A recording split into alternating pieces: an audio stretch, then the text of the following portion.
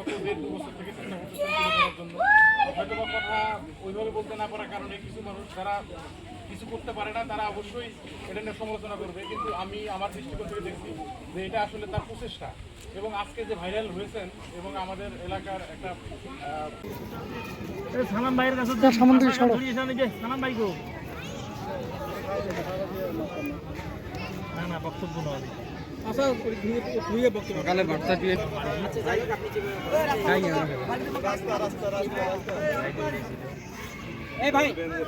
নিয়ে আসেন যারা নেন নাই এখনো তারা একবারে নিয়ে আন তো প্লিজ, একবারে নিয়ে আন। রেডি করো না কেন একবারে না কি করেন আপনি ক্যামেরাটা সেট করেন না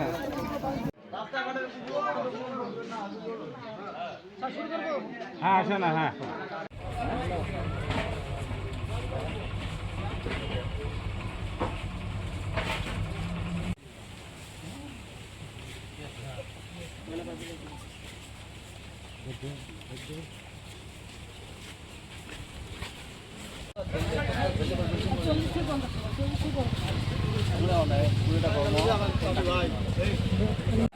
সেই সমস্যাগুলো নিয়ে আপনি